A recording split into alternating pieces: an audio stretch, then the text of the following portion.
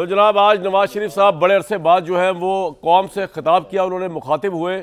और जो लोग ये कह रहे थे कि मियां नवाज शरीफ साहब इस सिस्टम के साथ नहीं, मियां नवाज शरीफ साहब सबसे अलग है, उदास है, ऐसा कुछ नहीं, तासुर को ज़ाहिर कर दिया।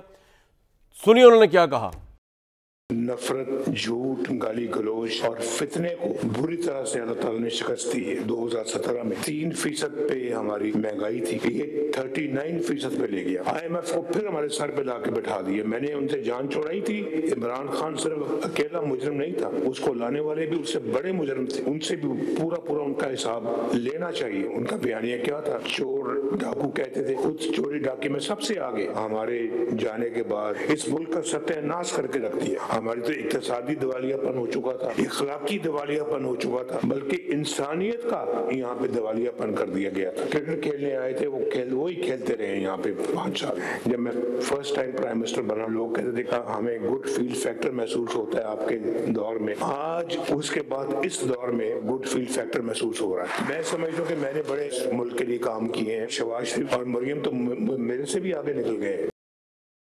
लो जी, नवाज शरीफ साहब ने सरेंडर ही कर दिया। उन्होंने कहा मैंने मुझसे भी ज़्यादा काम मरीम नवाज शरीफ साहब और शहबाज शरीफ साहब ने। हालांकि मैं एग्री नहीं करता, नवाज शरीफ साहब की कंट्रीब्यूशन ज़्यादा है। आज सोने पे सुहागा फिर मरीम नवाज साहबा चहकी हैं और गर्जी और बरसी हैं। सुनवाएं जी। अवाम को समझ आ गई है, ना आपके कोई जलसों में आता है, ना आपके कोई बयानिए से अब लोग बेवकूफ बनते हैं। 4 साल आप गुजार के गए, वो पाकिस्तान की तारीख में बदतरीन दौर याद रखा जाएगा। और उन 4 सालों में जिस तरह सियासत को दागदार किया गया, सियासत को जाती दुश्मनी में तब्दील किया गया, उसके गहरे असरात हैं हमारे मुआशरत के ऊपर। हर दौर में आप सुनते आए हैं कि नवाज शरीफ की सियासत खत्म हो गई। इमरान खान ने भी यही क्लेम्स किए थे। आज आप देखें 40 साल में वो पहला रहनुमा है जो आज भी तारीख रकम कर रहा है। प्राइम मिनिस्टर शहबाज शरीफ उनके भाई हैं, मरियम नवाज उनकी बेटी है, लेकिन हुकूमत नवाज शरीफ की है। जिन्होंने ये दावे किए कि नवाज शरीफ की सियासत खत्म है, तो आज तुम्हारा जिक्र भी ना होगा दास्तानों में। आज वो तारीख के किस कूड़ेदान में पड़े हम नहीं जानते। अवाम तब्दीली, हकीकी तब्दीली को महसूस कर रही है और इसकी गूंज खैबर पख्तूनख्वा में भी पहुंची। बहुत वार्म वेलकम जी। हमारे साथ डॉक्टर फरीद पराजा साहब मौजूद है, जमात इस्लामी के साबिक नायब अमीर। डॉक्टर तारिक फजल चौधरी साहब मौजूद है, वफाकी वजीर पार्लिमानी अमूर के। अहमद अवैस साहब है, पाकिस्तान तरीके से रिप्रेजेंट कर रहे हैं। और शमीला फारूकी साहब है, आप MNA पाकिस्तान पीपल्स पार्टी से। अहमद अवैस साहब, आपका जिक्र भी ना होगा। ये नए MNAs और MPA से गुफ्तगू कर रहे थे जिन्होंने ज़िमनी इंतखाब में पाकिस्तान तहरीक इंसाफ का सफाया किया नून लीग ने। जिक्र भी ना होगा दास्तानों में, क्योंकि इमरान खान साहब ने सियासत को दागदार किया। ये मरियम साहिबा और नवाज शरीफ साहब फरमा रहे थे, ना आपके कुछ जलसों में आता है। 4 साल बदतरीन दौर, नफरत फितरे की सियासत और मुल्क को दिवालिया कर दिया। क्रिकेट की तरह मुल्क को खेला है। अहमद अवैस साहब, आप कहते थे नवाज शरीफ साहब ख़त्म हो गए। नवाज शरीफ साहब तो बहुत एक्टिव हैं जनाब। अच्छा, देखिए वो एक, आप गवर्नमेंट कॉलेज में क्योंकि पढ़े हैं तो आपसे पहले गालिबन प्रोफेसर अशफाक अली ख़ान वहाँ प्रिंसिपल रहे हैं गवर्नमेंट कॉलेज के। जी सर। और उन्होंने एक किताब लिखी थी, उन्होंने एक किताब लिखी थी, उसका टाइटल था तमाचा डे। तमाशा देख, एक सटायर थी। अच्छा। तमाचा डे उसका नाम था। अच्छा। और उसमें उन्होंने ये जो बड़ा इंटरेस्टिंग बात ये की कि उन्होंने कहा, एक मक्खी की कहानी सुनाई कि एक मक्खी से पूछा जाए कि भाई शहर के सेहत अफजा मकामात कौन से हैं और बदबूदार और बड़े दम घुटने वाले मकामात कौन से हैं। तो मक्खी ने कहा कि जो बड़े खूबसूरत जहाँ बाग बगीचे फूल खिले हुए हैं और खूब अच्छी खुशबूदार हवा है, यहाँ मक्खी का दम घुटता है। अच्छा। और जो बदबूदार इलाके हैं जहाँ उसकी अफजाइश नस्ल जो है बड़ी तेज़ी से होती है, वो उसके लिए सबसे सेहत अफजा मकामात हैं। यही ये करप्शन के मारे हुए लोग हैं।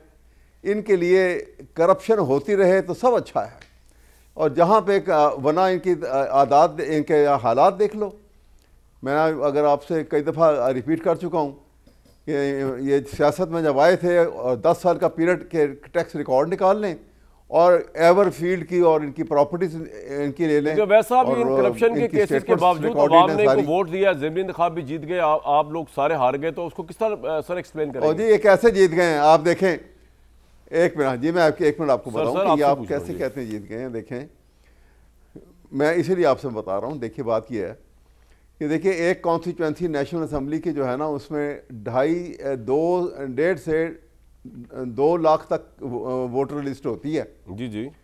और जो इस इंतखाब के अंदर जो लोग सामने आके जिन्होंने जीते हैं, 5,000, 6,000, 7,000, 8,000, 9,000 ये वोटों की तादाद है।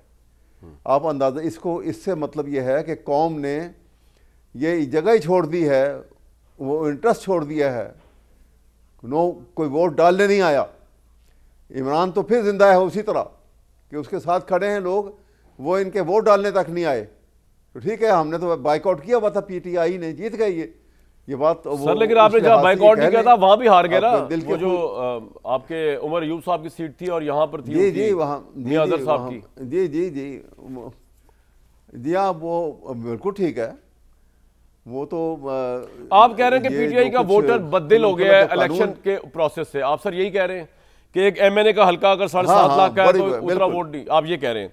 लेकिन सर इसको बददिल करने में कोई इमरान खान साहब का भी रोल है, जो इतनी दूर अंदर जाके बैठ गए देर से, और अब कुछ उनकी सुनगुन नहीं, ना उनसे कोई मुलाकात है, जो वो समझे थे उस तरह हुआ नहीं, अवाम बाहर आई नहीं, कुछ छुड़वाने के लिए रिहाई की तहरीक का प्रेशर पड़ा नहीं गवर्नमेंट पे, ना किसी इदारे पे। तो आप ये भी तो देखें ना सर।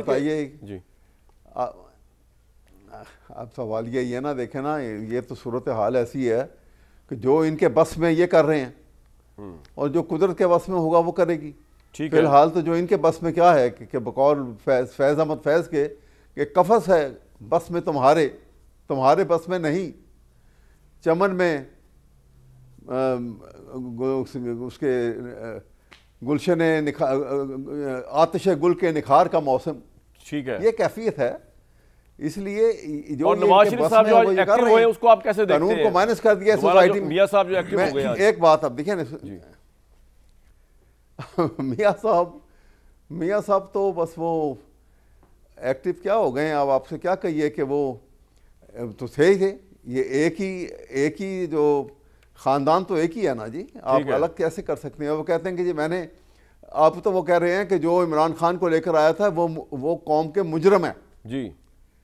तो अब वो उनके बकौल और जो बयानिया है नून लीग का, तो फौज ही लेके आई थी, तो अब फौज के बिला अब दूसरा नहीं, तो अब फौज के खिलाफ वो ऐसा बोलना चाह रहे हैं तो बोलें, बात करें, खुल के करें। सर आपका पॉइंट आ गया तो बिल्कुल ठीक है सर। तारिक फजल साहब, इलेक्शन की जीत आप लोगों को मुबारक हो, लेकिन उसमें ऑब्वियसली तहरीक इंसाफ कह रही है कि इलेक्शन प्रोसेस से लोग बददिल हो गए।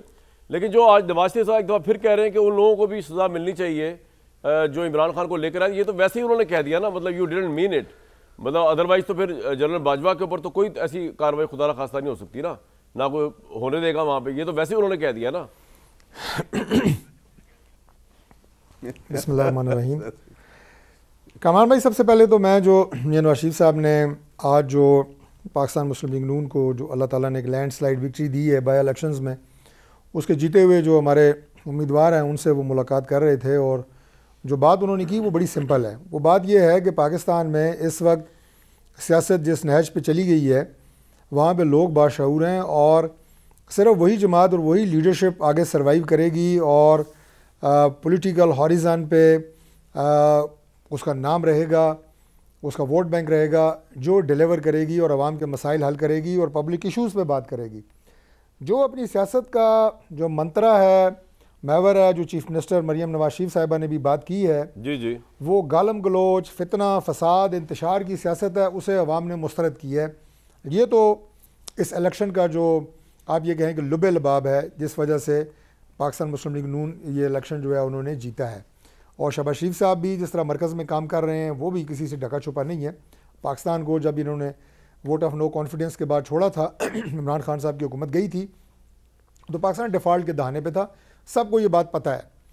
अब जो बात वैसे साहब कर रहे हैं कि जी करप्शन की, ज़ाहिर है ये एक बहुत पुराना मंत्रा है। जब इमरान खान के पास अपनी कारकर्दगी बयान करने के लिए और उनके, लेकिन डॉक्टर साहब आप मुलाकात भी करवा रहे हो कि बहनों की, क्या मसला हो गया यार, ऐसा इतना भी क्या हो गया यार? मैं आता हूँ ज़रा, ये बात मैं मुकम्मल कर लें, आप कर लें। अब वैसे आपकी बात का जवाब दे दूँ, उस पर भी आ जाते हैं। तो उस वक्त जब आपके पास अपनी कारकर्दगी बयान करने के लिए कुछ ना हो तो फिर दूसरों पे इल्ज़ाम, ये बार बार जी एवन फील्ड के तमाम तर जो सवालात उस वक्त अदालत ने पूछे और सख्त तरीन ट्रायल से गुजरे, हमारी तमाम लीडरशिप वो दे दिए गए थे। लेकिन इतने दूर जाने की ज़रूरत नहीं है। मैं अवाज साहब से और PTI से ये पूछता हूँ कि ये जो KP में कोहिस्तान से 17 और 18 ग्रेड के जो अफसर हैं उनके घरों से अरबों रुपए निकले हैं, क्या वो आपकी लीडरशिप उनकी मंशा और उनकी इजाज़त के बगैर उन्होंने अरबों रुपए वहाँ से कमा लिए हैं, और उनके घरों में संदूक भरे हुए हैं और नोट गिनने की मशीनें पड़ी हुई हैं। ग्रेड क्या हैं? 17 और 18 ग्रेड के अफसरान। तो ये तो आपके नाक के नीचे करप्शन हो रही है, ये आपको नज़र नहीं आ रही। एवन फील्ड आपको नज़र आ गया है, जिसका जवाब मैंने कहा कि हमने बड़े पूरे पाकिस्तान में करप्शन हो रही है। आईएमएफ ने रिपोर्ट पेश की है, 530 अरब तो लैब ने रिकवर किए पूरे पाकिस्तान से। दूसरी बात यह है जी, दूसरी बात पे आ जाएं। तो दूसरी बात यह है जी कि जो पाकिस्तान तहरीक इंसाफ है उसने ऐसे सिंबॉलिक अलामती तौर पे तो 4 जो सीटें हैं कौमी असम्बली की, अगर कौमी असम्बली की सीटों की बात करें कि जी हमने बाइकआउट किया है, लेकिन वहाँ भी इनके डमी कैंडिडेट मौजूद थे जो कैदी नंबर 804 के नाम से लड़ते रहे इलेक्शन। मैं ये कह रहा हूँ इमरान खान से मुलाकात करवा रहे हैं कैंडिडेट खड़े किए। आप जीत गए, अच्छी बात है, आप जीत गए, चले मैं बताता हूँ, उस पर आ जाते हैं ना। ये यार उन्होंने 6 इल्जाम हम पे लगाए, मुझे 4 का तो जवाब देने अच्छा, दे। ये जो 2 सीटें जिन्होंने इन्होंने कंटेस्ट किया बाकायदा, हमाद अजहर साहब की सीट वहाँ पे लैंडस्लाइड विक्ट्री पाकिस्तान मुस्लिम लीग नून को मिली, और उमर अयूब साहब की जहाँ इनकी अपनी गवर्नमेंट है, इनकी सारी इंतजामिया है जी। वहाँ पे बजाय इसके कि ये फोकस करें या तवज्जो दें कि लोगों ने आपकी बैड गवर्नेंस को और फितने फसाद की सियासत को मुस्तरद किया है केपी में। ये कभी जनाब आरओ कह देते हैं, कभी DRO कह देते हैं। लोग अब आपकी गालम गलोच की सियासत से तंग आ चुके हैं। सर आ गया पॉइंट आपका, तारिक भाई आ गया। ये बात बताना अवाम को ज़रूरी है। ठीक है। अब आप जो बात बता रहे हैं जी मुलाकात की बातें, तो मैं पहले भी ये बात अर्ज़ कर चुका हूँ कि हमारी जो वज़ीर इत्तलात हैं अज़मा बुखारी साहिबा पंजाब की, उन्होंने तमाम फिगर्स के साथ ये बात बताई है कि कितनी दफ़ा इनकी फैमिली की मुलाकात हुई है, कितनी दफ़ा नहीं, अभी पिछले दिनों से नहीं ना हो रही सर, कोर्ट के ऑर्डर्स के बावजूद नहीं हो रही, अभी की बात कर रहे हैं। रफ़्क़ाकार की मुलाकात हुई है, अब भी इनकी मुलाकातें होती हैं, लेकिन जो टाइम इन्हें दिया जाता है ये वो तो बाहर बैठे हुए दूसरे दिनों में आते हैं, 8 टाइम्स पे आते हैं, और उसके बाद वहाँ पे देखें नॉर्मल मुलाकात अगर ये करें तो उससे कोई खबर नहीं बनती। खबर किससे बनती है? ये उस दिन जाएं जिस दिन इनकी मुलाकात का टाइम नहीं होता। खबर उस दिन बनती है जिस दिन वहाँ पे ये मुलाकात का दिन जो कोर्ट रखा है उस दिन पहुंचते हैं, आप मुलाकात नहीं करवा रहे हैं। ये वहाँ पे पॉइंट आ गया आपका सर, इमरान खान से मिलने से ज्यादा इंटरेस्टेड होते हैं पब्लिसिटी में, वहाँ पे खबरें बने। ठीक है। दूसरी बात ये है कि इमरान खान जो हैं वो अदालत से उन्हें सजा हुई है। सजा याफ्ता शख्स किसी भी सूबे की पॉलिसी, गाइडलाइन और उसकी जो पॉलिटिकल या उसकी जो एडमिनिस्ट्रेटिव स्ट्रेटजी है वो नहीं बना सकता। मियां नवाज शरीफ साहब ने जब वो सजा याफ्ता आप भी तो जाया करते थे मियां साहब के पास, उन्होंने सेनेट में 4 टिकट दिए थे, अदालत ने उन टिकट्स का बेड़ा गर्क करके और उनसे इंतखाबी निशान हमारा शेयर का छीन लिया था कि जी ये तो टिकट नहीं दे सकते, इन्हें सजा हुई है। तो आप किस आपका पॉइंट आ गया, पॉलिसी की बात करते हैं कि इमरान खान जारी करेंगे? सर आपका पॉइंट आ गया। जी प्राइज साहब, इतना अच्छा निज़ाम चल रहा है, अदालतें आज़ाद अच्छी तरीके से बिहेव कर रही है। अब तो नई अदालत आ गई, आईनी अदालत, शमीला फारूकी साहिबा और तारिक फजल साहब की पार्टी वो नई अदालत भी ले आए हैं। अब अदालतों पे लोड भी कम हो जाएगा, सिस्टम इतना अच्छा चल रहा है, इलेक्शन इतने अच्छे तरीके से हो रहे हैं, हुकूमत स्मूथ चल रही है, दुनिया हमारा मुकाम है।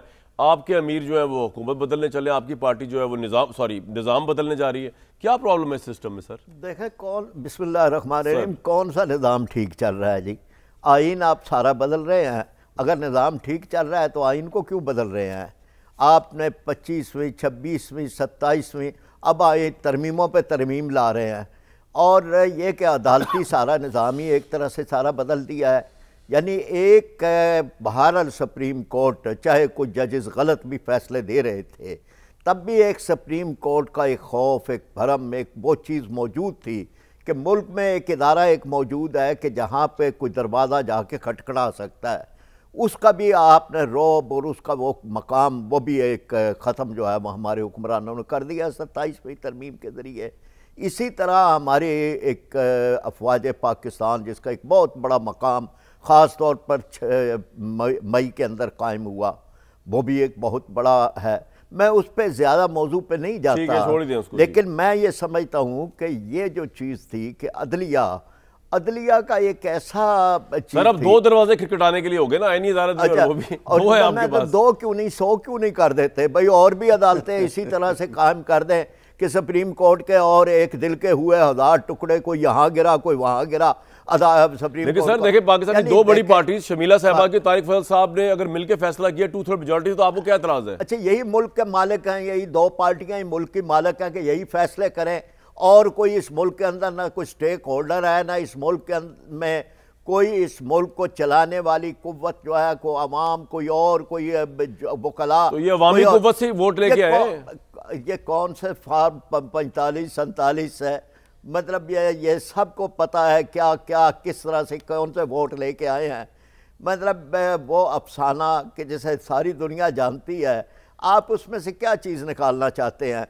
हमने ये जो हमने अब मीनार पाकिस्तान हमारा एक बड़ा प्रोग्राम हुआ, तो हमने कहा जी कि अब ये सारे निज़ाम को इसमें से कुछ चीज़ अब बाकी नहीं निकलनी। ये इलेक्टेबल्स बड़ी दफ़ा यही फार्मूला, यही केमिस्ट्री, इसको ही आपने कई कई मरतबा इस पार्टी में उस पार्टी में डाल के आपने देख लिया, आजमा लिया। मतलब आपको मुतनासिब नुमाइंदगी की तरफ आए। दुनिया के 107 ममालिक इस निज़ाम पे चल रहे हैं। मतलब अब इसमें से और क्या चीज़ निकालनी है, बहुत सारी, कुछ भी नहीं निकला। कर्जे ही निकले हैं, भूख ही निकली है, इफलास ही निकला है, आम आदमी के लिए गुर्बतें निकली हैं, महंगाई निकली है। इससे क्या निकला है? गरीब आदमी के लिए तालीम नहीं है, इलाज नहीं है, गरीब आदमी के लिए बेरोज़गारी है। भाई कौन सी चीज़ आपने इस सिस्टम में से निकाली है? इसको हम ये चाहते हैं। सिस्टम में से वोट पड़ रहा है दोनों पार्टियों को, सिंध में उनको पड़ रहा है, पंजाब में इनको पड़ रहा है। ये वोट पड़ने का आम आदमी को कौन सा फ़ायदा है, ये आप बता दें। कामरान, मैं कई दफ़ा टीवी टॉक शो जी 19 साल हो गए, मुद्दतों से हम यही चीज़ें कर रहे हैं ना। हुकूमतें बदली हैं, ये पार्टी वो पार्टी, नई पार्टी पुरानी पार्टी, अस्करी पार्टी फलानी पार्टी, इस सब में से आम आदमी के लिए क्या निकला है? अगर कोई इस सारी केमिस्ट्री में से जो इसमें इधर से डाले उधर से वही लोग निकलते हैं। जिस भी फार्मूले से आप डाल लें उसमें से निकलने वाले लोग एक ही तरह के होते हैं, और उनकी करप्शनें भी एक तरह से ही होती हैं, उनके लल्ले तलल्ले भी एक तरह से होते हैं, उनकी जो कुछ वो उसमें से कमाते हैं, जो उनमें से भेजते हैं, जो बाहर भेजते हैं, जो यहाँ रखते हैं, वो भी एक तरह से होते हैं। ठीक है। तो आम आदमी के लिए इसमें कुछ नहीं है, आम आदमी कुछ नहीं है। शमीला फारूकी साहिबा, दोबारा बहुत वार्म वेलकम। बड़े अरसे बाद आप तशरीफ लाई। मैंने आपसे डोमेस्टिक वायलेंस बिल पे तो बात करनी है, क्योंकि इस्लामाबाद के जो शोहर हैं वो तो कांप रहे हैं आपके बिल से। लग ये रहा है कि आपने जो है पता नहीं कौन कौन से बदले ले रही हैं इन बेचारों से, कि ताना भी ना दो, बात भी ना करो, ऊंची आवाज़ में बीवी से बात भी कर दी, 3 साल कैद बामुशक्कत। ये ज़रा क्लियर आप करेंगे, लेकिन उसमें आऊँगा बाद में। अपना जॉइंट फैमिली सिस्टम के भी आपने उठा के बखिए बखेर दिए, इस पे आते हैं बाद में। लेकिन पहले ये बताइए कि अब शहबाज साहब जो हैं वो बेसिकली प्राइम मिनिस्टर हैं और ये सिस्टम चल रहा है, और मुझे तो नहीं लगता इस सिस्टम के अंदर आपकी कोई गुंजाइश है। अभी जो ज़मीनी इंतखाब भी हुआ है उसमें पीपल्स पार्टी हारी नून लीग से, तो आप इस सिस्टम के साथ कब तक खड़े रहेंगे और किस तरह रिस्पॉन्ड करते हैं इस बात को कि आपके ही भुट्टो साहब का लाया हुआ आइन जो आप खुद ही बदल रहे हैं, और इस तरीके से बदल रहे हैं कि अदालतें भी तकसीम हो रही हैं, जजेस भी रिज़ाइन कर रहे हैं, और एक तमाशा लगा हुआ बगौल प्राचा साहब और पाकिस्तान तहरीक इंसाफ के। शुक्रिया कामरान साहब। देखिए, पहली बात तो ये है कि अगर जजेस रिज़ाइन कर रहे हैं तो ज़ाहिर बात है कि उनकी अपनी मर्ज़ी है, उनकी अपनी आरा हो सकती है, उस पर किसी को इख्तलाफ नहीं करना चाहिए। To each his own. हमने वो भी अदालतें देखी थी जो सिटिंग प्राइम मिनिस्टर्स को डिस्क्वालीफाई करते थे, हमने वो भी अदालतें देखी थी जो हर ब्यूरोक्रेट, हर सियासतदान, हर जर्नलिस्ट को सू मोटो में बुलाते थे और अदालत के सामने सरनगू करते थे। हमने वो वक्त भी देखा, we saw that kind of judicial activism, और पॉपुलर केसेस उठाना, उनमें सज़ाएं देना। हमने वो जजेस भी देखे जो समोसे की कीमतें भी तयन कर रहे थे, ठीक है, लेकिन जो आम आदमी के मसाइल थे, आम आदमी के केसेस थे, वो हल नहीं हो रहे थे, वो आज भी हल नहीं हो रहे। जहाँ तक अदालतों का ताल्लुक है तो एक फेडरल कॉन्स्टिट्यूशनल कोर्ट बनी है जिसमें चारों सूबों की नुमाइंदगी है बराबरी की सतह के ऊपर, इस पर किसी को एतराज़ नहीं होना चाहिए। देखिए, फेडरल शरीयत कोर्ट बनी, उसमें शरीयत के केसेस जाते हैं, एंटी टेररिस्ट कोर्ट्स बने, शहबाज शरीफ साहब हैं, तो आपका कोई चांस है बिलावल का, या किस तरह होगा? ये सिस्टम चल रहा है, बड़ा स्टेबल चल रहा है, तो लग रहा है शहबाज साहब के अलावा कोई चॉइस ही नहीं है इस वक्त। तो चलें, अच्छी बात है, आपको कम से कम सिस्टम में स्टेबिलिटी तो नजर आई ना, ये भी अच्छी बात है। आपकी ज़बान से सुन के अच्छा लगा जी। लेकिन आप लोग तो बड़े डेमोक्रेटिक थे, मैं तो इतना डेमोक्रेटिक नहीं हूँ शमीला साहिबा। आप किस तरह मान लेंगे इस तरह के सिस्टम पे जिसमें इतनी स्टेबिलिटी हो? देखिए जी, फॉर्चुनेटली और अनफॉर्चुनेटली 2024 के इलेक्शंस में किसी को क्लियर मेजॉरिटी तो नहीं मिली थी ना, कोलिशन गवर्नमेंट ही बननी थी, हमने तो पीटीआई को भी ऑफ़र की थी, हमने तो पीएमएलएन से भी बात करना थी, जो हमसे बात करना चाहता था। और ज़ाहिरी बात है कि एक सिस्टम इन प्लेस तो आना था ना, हुकूमत तो बननी थी। हम क्या करते कि हम किसी का साथ ना देते, फिर क्या करते? अगर देखें ये जो तहरीक इंसाफ ये कहती है हमारा पॉपुलर मैंडेट है, हम पॉपुलर हैं और हुकूमत आप कर रहे हैं, उसको आप किस तरह रिस्पॉन्ड करते हैं और उससे लगता है कि आपके वोट बैंक को फर्क पड़ेगा? देखिए पीटीआई तो ज़ाहिरी बात है कहती है कि हम सबसे पॉपुलर हैं, हम सबसे साफ हैं, हम सबसे ईमानदार हैं। उनके कहने से तो मामलात नहीं चलते ना आगे। सही है।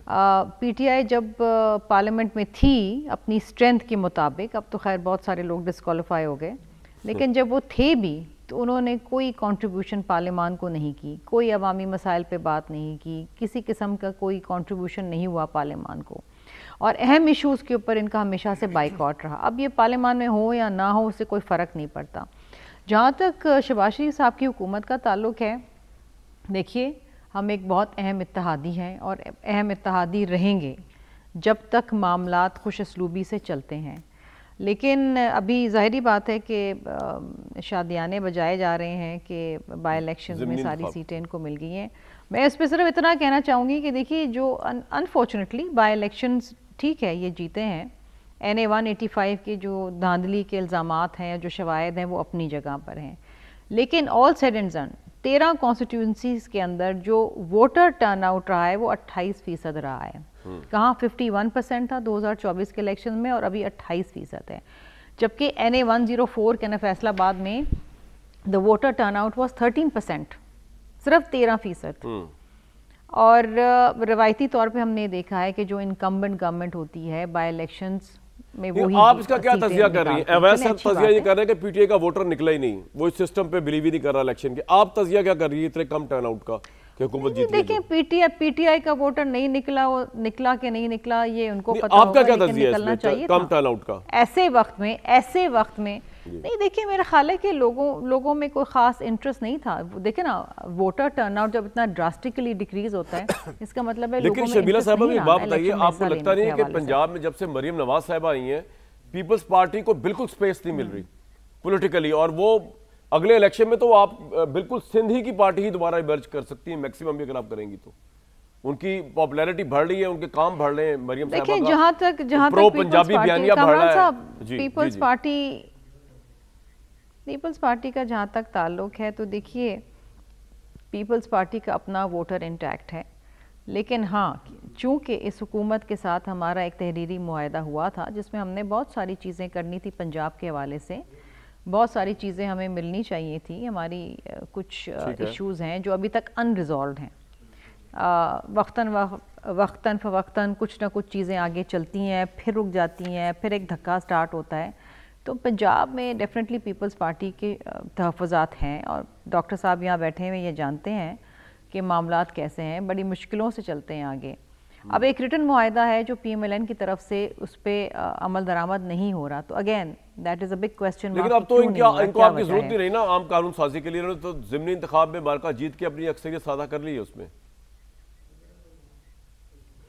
देखिए मे बी नॉर्मल लेजिस्लेशन के लिए हमारी ज़रूरत ना हो, लेकिन इसका मतलब ये नहीं है कि पीपल्स पार्टी की कोई अहमियत नहीं है पार्लियामान के अंदर। पीपल्स पार्टी अपोजिशन का भी किरदार अदा करती है और इत्तेहादी का भी करती है, और कोई भी आईनी तरमीम पीपल्स पार्टी की मर्जी के बगैर या उनकी एंडोर्समेंट के बगैर तो नहीं हो सकती। बिल्कुल ठीक शमीर साहबा, बिल्कुल आपका पॉइंट आ गया। अवैस साहब, आप खुद कह रहे हैं कि इस इलेक्शन के रिजल्ट से चलता है पता कि पीटीआई का वोटर मायूस है, आप उसे कह रहे हैं कि वो इलेक्शन प्रोसेस में मायूस है। मेरी कॉनोटेशन ये या एनालिसिस ये है कि वो overall PTI as a party की परफॉर्मेंस और as overall Imran Khan sahab post arrest जो सियासत उन्होंने की है शायद उससे भी मायूस है, क्योंकि उस सियासत से इमरान खान के बाहर आने के, इवन मुलाकात करने के अपने लोगों को रास्ते नहीं खुल रहे। आप बड़े जांदीदा आदमी हैं, बड़े प्रूडेंट आदमी हैं, जज्बाती आदमी नहीं है, आप एक सही एनालिसिस करते हैं अपनी पार्टी के लिए भी। आप मशवरा नहीं देंगे? आपका मशवरा कोई डिफरेंट नहीं होगा तहरीक इंसाफ के चेयरमैन के लिए, इमरान साहब के लिए, कि उनको ये जो उनकी रवैश थी उससे उनको कुछ भी नहीं मिला, उनकी पार्टी तितर बितर हो गई, वो खुद बाहर नहीं आ पा रहे, उनके मुखालिफ जो है Noon League Peoples Party strengthened, cemented और बहुत स्ट्रॉन्ग होते जा रहे हैं। क्या आप कहेंगे कि नहीं इमरान सही कर रहे हैं जो कर रहे हैं? ये नहीं, आपके जो सवाल हैं और जो इस बात की तशवीश जो है वो काफ़ी हद तक बजा है इस लिहाज से कि आवाम में दो चीज़ें हैं। एक तो इस बात से वो मायूस भी हैं, अफसरदा भी हैं कि इमरान खान को एक नाजायज़ तरीके से जेल में बंद किया हुआ है, और दूसरी बात ये कि वो बहुत ज़्यादा इस बात से रंजीदा हैं और एनॉयड भी हैं कि जो इस वक्त at the helm of affair PTI के, जैसे आप कह रहे हैं ना, जो इस वक्त बाहर सियासत कर रहे हैं एक्टिवली, वो उनमें वो सूझबूझ की और वो मैच्योरिटी की कमी है, इसमें कोई शक नहीं है। ठीक है। मसला आपको एक आपको मिसाल अगर दूँ तो वो उसमें मैच्योरिटी की कमी में जी कि अभी आपको पता है ना कि इस वक्त सेक्रेटरी जनरल जो हैं वो सलमान राजा साहब हैं जी। सलमान अकबर राजा जो हैं वो जनरल सेक्रेटरी हैं। अब जनरल सेक्रेटरी का बहुत बड़ा काम होता है, जिम्मेदारी बहुत ज़्यादा होती है, उसको ऑर्गेनाइजेशन का काम होता है, उसका लीडरशिप का काम होता है, उसने एक लाइन देनी होती है पार्टी को, फिर उसने एक विजन देनी होती है, बहुत सारे काम होते हैं जो सारे उसके ज़िम्मा होते हैं, और एडमिनिस्ट्रेटिव काम भी होते हैं, और फिर वो सबसे बड़ा काम जो उसके लिए होता है मैनोवरेबिलिटी का। पार्टी की मैनोवरेबिलिटी जो है वो डिपेंड करती है कितना एक्टिवली जनरल सेक्रेटरी जो है वो इस बात को टेकअप करता है। सही है। एज ए पॉलिटिकल पार्टी जब ऑपोजिशन के रोल में होती है तो उसका बहुत बड़ा काम, जहां उसको कहते हैं ना कि डिफाइंस इन डिफीट, जैसे चर्चिल ने कहा था जी कि magnanimity in victory and defines in defeat, लेकिन एट द सेम टाइम मैनोवरेबिलिटी जो है, ये एबिलिटी मैनोवरेबिलिटी की ये पार्टी के अंदर वाइल प्लेइंग ऑपोजिशन रोल इंतहा हद तक होनी चाहिए, और वो ज़ीरो है, इसमें कोई शक नहीं है। अब उन्होंने क्या किया कि पाकिस्तान बार काउंसिल का इलेक्शन हो रहा है, वो उस इलेक्शन में खड़े हो गए। अब बताइए, इससे अंदाजा होता है कि किस हद तक वो अपने ओहदे को निभा रहे हैं। और सर इमरान साहब के एंड में भी तो कसूर है ना, सलमान अकबर राजा को लगाने वाले इमरान खान है, और ये जो जितनी ट्विटर पे सियासत हो रही है पीटीआई के ऑफिशियल अकाउंट से, इमरान खान के ऑफिशियल अकाउंट से, जिससे लोगों के खून खोलते हैं और लोग और इमरान खान को के लिए सॉफ्ट कॉर्नर विड्रॉ करते हैं, उसके जिम्मेदार तो इमरान खान ही है ना सर। नहीं, उस पर तो देखें जो ट्विटर अकाउंट पे इधर उधर वो जो कुछ चल रहा नहीं, वो इमरान का वहाँ पे कोई कंट्रोल नहीं है। मैं आपको बता दूँ, क्योंकि मैं खुद भी कई दफ़ा जाके जब वहाँ पे अडियाला जेल में मिला हूँ, तो वहाँ पे ना तो आप कागज़ का टुकड़ा भी अंदर ले जा नहीं सकते, पेंसिल साथ लेके नहीं जा सकते, कोई बात के उन्होंने कहा है तो मैं लिख लूँ और कहूँ कि जी ये इमरान खान ने कहा है, पॉसिबल नहीं है। तो अब जो सुनी सुनाई बात को किसी ने कितना बढ़ा दिया, किसी ने कितना, what is the way forward for your chairman, ये डिपेंड करते हैं। हम कहते तो हैं कि जी नवाज शरीफ साहब कुछ दिन जेल में रहे, फिर उन्होंने बीमारी पे हुए, फिर वो बाहर चले गए। हम दूसरों के मुतल्लिक भी बातें करते हैं, लेकिन उसका फायदा तो उनकी पार्टी को हुआ ना, इवेंचुअली उनकी पार्टी पावर में है। तो इमरान खान का क्या आपने सोचा है फ्यूचर, जेल में ही? वो अनफॉर्चुनेटली वो इनमें जो है काबिलियत नहीं है, जो इमरान खान जो नवाज शरीफ जिस अंदाज में बाहर निकल गए थे, वो शायद इसमें वो काबिलियत जो है इमरान खान में तो नहीं है। लेकिन एक बात यह है कि जो मुल्क के अंदर इस वक्त इंटरनली हो रहा है ना, देखिए इंटरनली सिचुएशन जो है वो हर एतबार से बढ़ती खराबी की तरफ बढ़ रही है। बाहर फॉरेन पॉलिसी में हमने जो गेन किए, एक साइड पे गेन किए, दूसरी तरफ हम बॉकडाउन हो रहे हैं, फंस रहे हैं। शायद हमारी पॉलिसी वहाँ मुनासिब है या गैर मुनासिब है, इसका भी तारीख फैसला कर देगी। लेकिन इंटरनली जो सबसे बड़ा नुकसान हो रहा है कि पाकिस्तानी कौम एक तरफ है और पाकिस्तान की जो इस वक्त जो पॉलिटिकल लीडरशिप जो इस वक्त हुकूमत बना के बैठी हुई वो बिल्कुल एक तरफ है। उनका आपस में ऐसा लगता है कि डिवोर्स्ड है, कोई आपस में ताल्लुक वास्ता कोई नहीं है। ठीक है, बिल्कुल अवाम डिसग्रंटल्ड हैं, और ये ख़तरनाक सूरत हाल होती है किसी अनहोनी चीज़ को लाने के लिए, क्योंकि यहाँ पे कानून माइनस है हमारी सोसाइटी में से। मैं एक बात कह के बंद कर रहा हूँ जी, क्योंकि सोसाइटी में से कानून जो है माइनस है, कॉन्स्टिट्यूशन कमज़ोर हो गया है, रूल ऑफ लॉ है नहीं, लिहाजा ये शदीद किस्म के एनार्की का पेशखाना है। मुझे ये खतरा लग रहा है। बिल्कुल।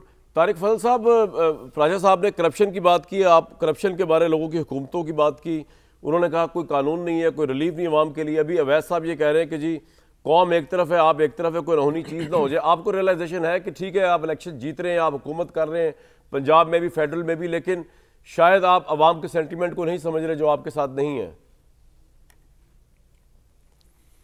देखिए, अवाम के सेंटीमेंट को तो कामरान भाई बिल्कुल हम समझ रहे हैं, और सेंटीमेंट अवाम का पाकिस्तान की तरक्की के साथ जुड़ा हुआ है। अच्छा, वो किसी की नफरत अंगेज़ तकरीरों के साथ नहीं जुड़ा हुआ, और ना उन लोगों के साथ जुड़ा हुआ है जो कौम को मुसलसल तरक्की हो रही है करने की बात कर रहे हैं। इकोनॉमिकली।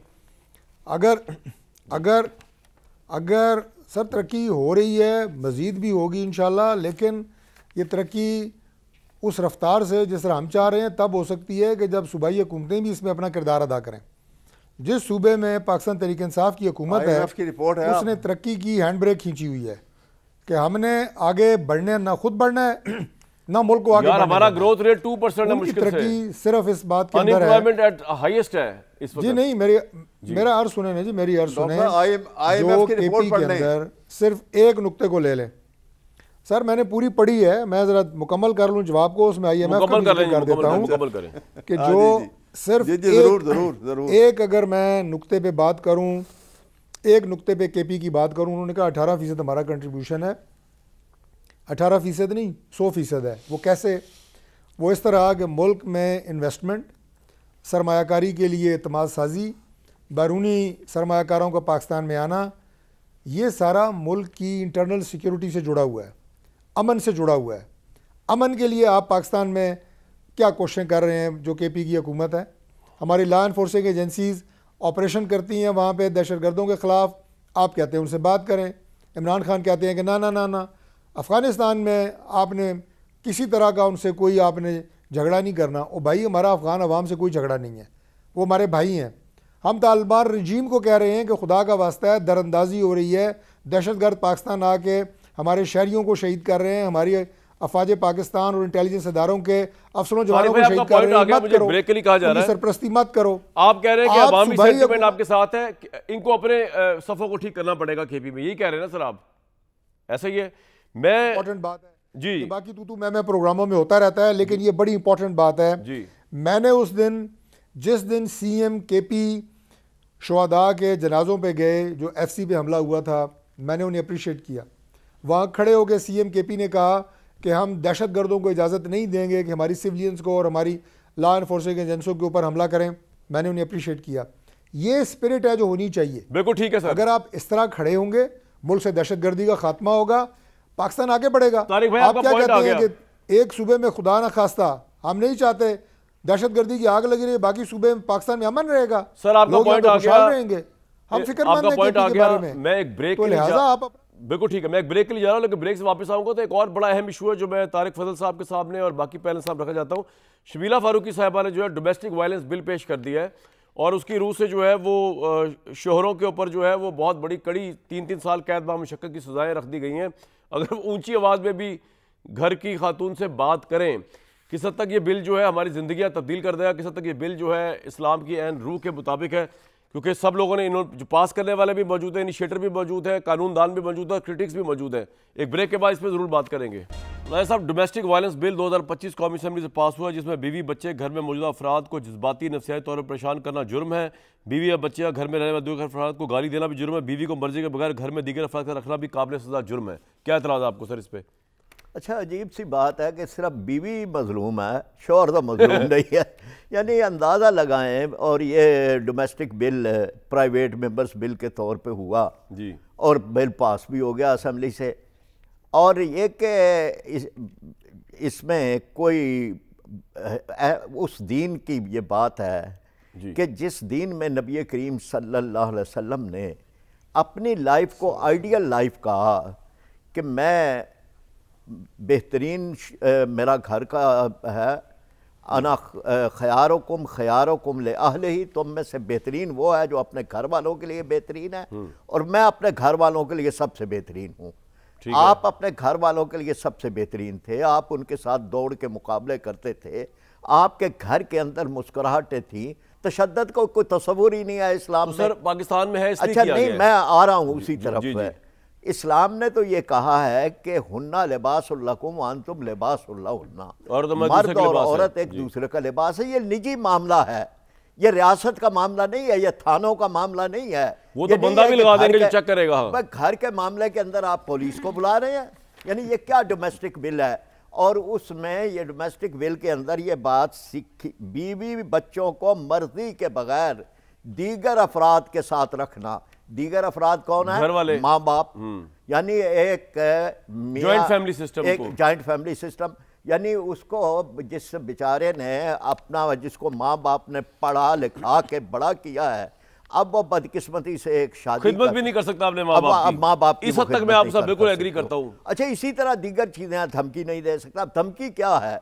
यानी अगर उसने कह दिया, और ये डिफाइन किस तरह होगा कोर्ट ऑफ लॉ में? और ये किस तरह डिफाइन शबीला होगा? साहबा, अच्छा, एक और बात भी सुन लें। जी। इल्जाम लगाना, यानी अगर उसने कहा यह मर्जी की जिंदगी गुजारना, यानी घर से बाहर रहे, अगर आप अपनी मर्जी से बाजार के अंदर जा रहे हैं, रात के 12 बजे वापस आ रहे हैं, और कोई आपको खामद ये कह दे कि आप क्यों 12 बजे वापस तो आप पूछ ही सकते हैं सर, कोई तो आप नहीं कह सकते। शबीला साहिबा, क्या कर दिया आपने? मर्दों के खिलाफ बिल ले आई, आप इतनी मर्द बेजार हैं। जी कामरान साहब, मैं बिल्कुल भी हैरान नहीं हूँ कि ये मोहतरम साहब इस किस्म की गुफ्तगू कर रहे हैं। जानती हैं आप अच्छी तरह। मैं आपको जानती हूँ इसलिए कह रही हूँ, मैं आपको बहुत अच्छी तरीके से जानती हूँ इसलिए कह रही हूँ, और आपके घर की खवातीन को भी जानती हूँ वो किस कर्ब से गुजर रही हैं। पहली बात तो ये है कि ये बिल जो है, ये सिर्फ खवातीन के लिए नहीं है। किसी के अपने मसाइल हो तो उसको बिल की शक्ल में पेश कर देना। अगर ये कानून पढ़ लेते, सिर्फ मैंने पढ़ा है, लफज पढ़ा है, और अग्रीव नहीं, आपने नहीं पढ़ा ना, मैं आपको जानती हूँ ना, आप नहीं पढ़ते। अगर आप अग्रीव्ड पर्सन्स की डेफिनेशन पढ़ लेते तो उसमें ये लिखा है कि it is for women, it is for main, it is for children, it is for transgender, जो बूढ़े अफराद हैं उनके लिए है, और जो डिफरेंटली एबल्ड पर्सन्स हैं। देखिए शबीला साहबा, एक पॉइंट बताएं मुझे, आपके इस बिल की रूह से बीवी का ये राइट होगा कि वो जॉइंट फैमिली में ना रहे, आप ये कह रही हैं? क्योंकि जॉइंट फैमिली हमारे कल्चर का हिस्सा है। नहीं, जॉइंट फैमिली का इसमें बिल्कुल जिक्र नहीं है। बिल्कुल रहें जॉइंट फैमिली के अंदर अगर खुश असलूबी से रह सकते हैं, लेकिन हरगिज़ इसका मतलब ये नहीं है खुश असलूबी से लड़के के माँ बाप के साथ नहीं रहेगी। बहुत सी खवातीन रहती हैं कामरान साहब, बिल्कुल रहती हैं। देखिए, आपके मुल्क के अंदर, ना सिर्फ इस्लामाबाद ICT के अंदर, आपके मुल्क के अंदर ख़वातीन के साथ घरेलू तशद्दुद होता है, ये एक हकीकत है। अभी आपके मोहतरम गेस्ट ने हज़रत मोहम्मद मुस्तफ़ा सल्लल्लाहु अलैहि वसल्लम की ज़िंदगी से हवाला दिया, तो उनको तो हम कंपेयर ही नहीं कर सकते ना। वो जिस तरीके से सलूक करते थे अपने घर वालों के साथ, या जिस तरीके से ज़िंदगी गुजारते थे, हमारी तो शायद ख्वाहिश है और कोशिश है कि वहाँ उस तरीके की ज़िंदगी गुजारें, लेकिन ये नामुमकिन है हमारे लिए, क्योंकि हम उस मकाम पर ही शबीला साहिबा, चले आप इस पे आए ना कि अब गाली और ये आज हर घर में करेगा गाली। मुझे एक बात बताइए कामरान साहब, मुझे एक बात बताइए, मुझे एक बात बताइए, इस कानून के अंदर माशी तशद्दुद का जिक्र किया गया है। क्या आपने ऐसे केसेस नहीं देखे जहाँ पर अपनी ही औलाद अपने बूढ़े माँ बाप का इलाज भी नहीं करवाती, जहाँ अपनी ही औलाद अपने बूढ़े माँ बाप के ऊपर तशद्दुद करती है? आपने ऐसे केसेस नहीं देखे जी? क्या आपने ऐसे केसेस नहीं देखे जहाँ खवातीन के बाल काट दिए जाते हैं? अभी पिछले दिनों ही इस्लामाबाद का केस है, and it is all over the social media. Penal code में कवर है ना, फिर इसके लिए अलग लॉ बनाने की क्या जरूरत है? मैं ये जानना चाह रहा हूँ। वो तो तशद्दुद तो ऑलरेडी कवर है आपके नहीं जी, बिल्कुल है, क्योंकि आपने इवन औरत में भी टॉर्चर होगा तो वो होगा, कवर होगा। जिस्मानी तशद्दुद नहीं होता कामरान साहब, सिर्फ तशद्दुद जिस्मानी तशद्दुद नहीं होता है, ठीक है? आप जहनी तौर पे भी तशद्दुद कर सकते हैं। लेकिन ये किस तरह साबित होगा? अच्छा एक मिनट रुक जाइए, जिन्होंने बिल में वोट दिया है, तारिक फजल साहब, ये किस तरह डिफाइन होगा ज़हनी तशद्दुद? अगर कोई औरत हामला नहीं हो सकती और वो बच्चा नहीं पैदा कर पा रही किसी वजह से, और उसको मुसलसल ताने दिए जा रहे हैं, तो क्या ये ज़हनी तशद्दुद? देखिए शबीला साहिबा, मैं तो समझता हूँ अगर किसी पे तशद्दुद हो, ऐसे बंदे के साथ रहने से बेहतर आप खुला ले लें, सुना दिया है बजाय कोर्ट में तमाशा लगे। तशद्दुद जो है वो खुला के लिए एक बहुत वैलिड रीजन है। ठीक, नहीं तो ले सकते हैं ना, ज़हनी तशद्दुद अगर हो रहा है जो आप साबित भी नहीं कर सकते, उसको आप खुला ले सकते हैं। तारिक साहब, ये आपने अलग कानून क्यों बना दिया इतना यार? और इस्लामाबाद में तारिक भाई आप ही इतलाक ना हो जाए, मैं ये लाइटर रोड में कह रहा हूँ, लेकिन बहरहाल कैपिटल सिटी में हो रहा है इसका इतलाक। पहले तो देखिए कमान भाई, बड़ा नाजुक ये सब्जेक्ट है। दो बातें बहुत क्लियर हैं इसमें। सबसे पहली बात तो ये है कि ख़वातीन के ख़िलाफ़ तशद्दुद जो है उसके लिए ज़ीरो टॉलरेंस है। सही बात। किसी भी मुआशरे में, किसी भी इंसान के खिलाफ सर, औरत नहीं, सिर्फ किसी भी इंसान के खिलाफ तशद्दुद की जीरो जी बिल्कुल बिल्कुल नहीं, चूंकि ख़वातीन की बात स्पेसिफिकली हो रही है इसलिए, ठीक है, वरना तो किसी के खिलाफ भी डेफिनेटली, लेकिन चूंकि ख़वातीन का बार बार जिक्र हो रहा है और बिल में ख़वातीन की बात हो रही है, इसलिए मैंने कहा कि ये जो वुमन, तो आप इस बिल को सपोर्ट करते हैं, ठीक है ना sir? Anti violence, domestic violence एक नुक्ता, ये इसका एक नुक्ता है। दूसरी बात ये कि जो वालदैन का एहतराम बिल्कुल हमारे मजहब में है, जितना कुरान पाक में जिक्र वालदैन की इज्जत और एहतराम का है, बिल्कुल ठीक है, तो वालदैन को भी उनकी मर्जी के खिलाफ ट्रीट करना, ऊंचा बोलना। तारिक भाई पॉइंट आ गया, बहुत क्लियर था ब्रेक से पहले, अगर आप इजाजत दें, आपका पॉइंट आ गया, बिल्कुल आपने बड़ा मुनासिब पॉइंट कर दिया। मैं अहमद अवैस साहब, यहाँ पे कत्ल का एक केस होता है, 25-25 बंदे कत्ल के उसमें नामजद हो जाते हैं, ये तो बड़ी वेग डेफिनेशन है इस कानून में। ताना देना, ऊंची आवाज में बात करना, गाली देना, ये डिफाइन, ये मिस यूज नहीं होगा, ज्यादा चांस ये नहीं है अवैस साहब, बीइंग अ लॉयर आप? ये मैनरिज्म में देखें, ये बातें बहुत सारी जो है ना, ये डोमेस्टिक जो आप मियाँ बीवी के ताल्लुकात, ये मैनरिज्म में आती हैं कि आपने सिन्फ नाजुक है और ख़ातून है, उसके साथ सलूक कैसा करना है, और उसका मेंटल लेवल, आप मर्द का मेंटल लेवल दोनों। सर एक ब्रेक के बाद मैं कोशिश करता हूं कंटिन्यू करें इसको, एक ब्रेक ले लूं सर, मैं एक ब्रेक लेनी पड़ेगी। घरेलू तशद्दुद के हवाले से प्राजा साहब ने एक बड़ी सी बात की हुई है ब्रेक में कि जनाब अपना सिस्टम, इकोनॉमिक सिस्टम ठीक करें, और बाप पे बड़ी जिम्मेदारी है कि वो बेटे के बराबर बेटी को तालीम दे, और उसको जब खाविंद के पास भेजे तो एक्सप्लॉयटेटिव पोजीशन में ना भेजे कि वो डिपेंड करिए अपने खाविंद के ऊपर, पीछे मुड़ के देखे ना प्रॉपर्टी में राइट्स है, किसी और चीज़ में राइट। बाप पे बड़ी जिम्मेदारी है अपनी बेटी के राइट्स की प्रोटेक्शन के लिए सिस्टम बनाने के लिए। कल तक इजाज़त।